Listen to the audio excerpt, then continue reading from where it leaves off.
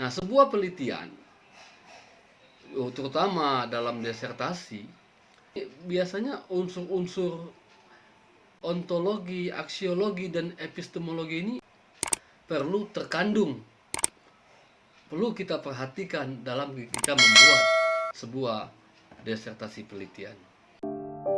Assalamualaikum warahmatullahi wabarakatuh. Berjumpa lagi dengan channel Lumalila Riset.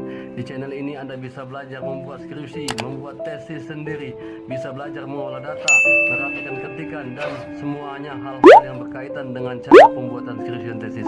Ayo belajar bersama Lumalila Riset. Assalamualaikum warahmatullahi wabarakatuh. Berjumpa lagi dengan saya Hadi Saputra di channel Lumalila Riset. Kali ini saya ingin berbagi tentang konsep ontologi, aksiologi, dan epistemologi dalam penelitian disertasi. Konsep ini biasanya tuntutan dalam sebuah disertasi itu harus memenuhi konsep ontologi, aksiologi, dan epistemologi di dalam penelitiannya. Dalam sebuah penelitian, konsep ontologi itu membahas tentang hakikat dan kebenaran yang ada. Jadi, kebenaran yang ada.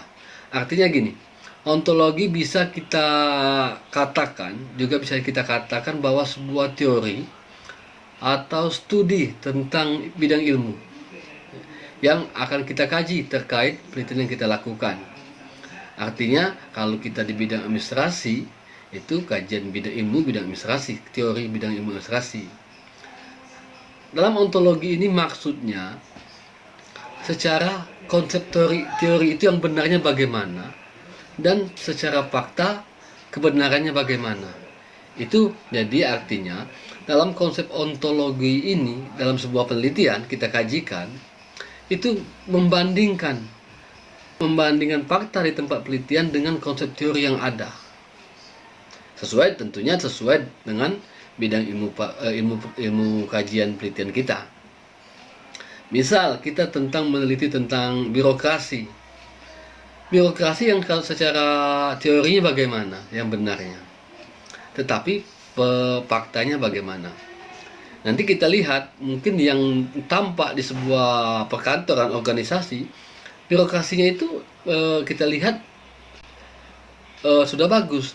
Tetapi secara teori kita kaji kebenarannya, ternyata itu belum bagus. Artinya bagaimana secara teori dan faktanya. Itu yang akan kita kaji.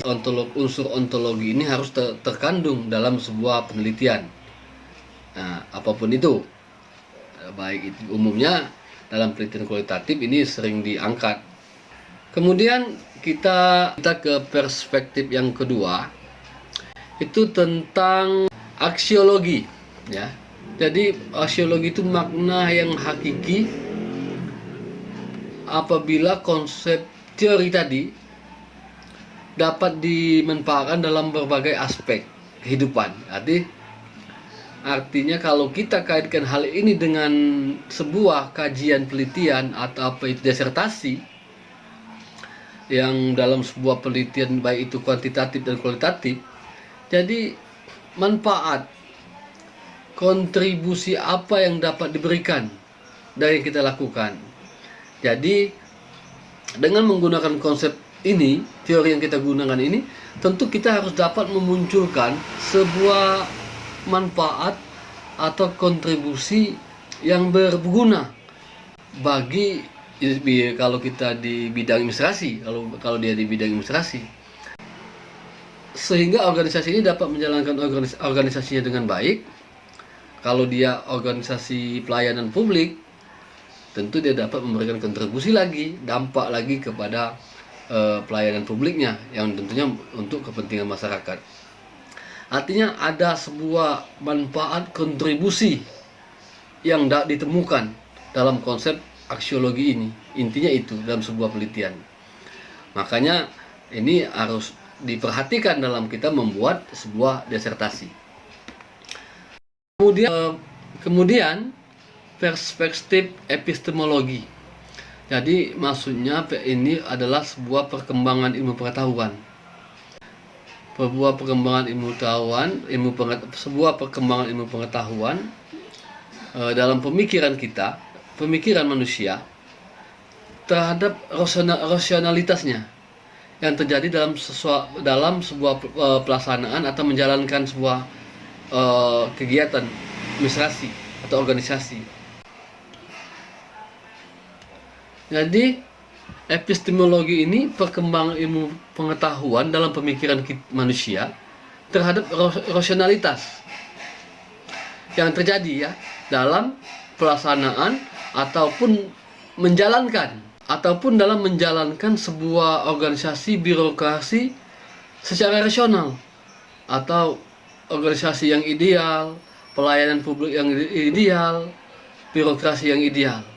Jadi inilah konsep epistemologi. Nah, sebuah penelitian, terutama dalam disertasi, ini unsur-unsur ini sebuah penelitian kualitatif ya. Dalam sebuah penelitian disertasi umumnya yang pakai kualitatif, ini biasanya unsur-unsur ontologi, aksiologi, dan epistemologi ini perlu diperhatikan, perlu kita perhatikan dalam kita membuat sebuah disertasi penelitian. Mungkin sekian dapat saya jelaskan. Semoga informasi ini dapat bermanfaat. Akhir kata, Assalamualaikum warahmatullahi wabarakatuh.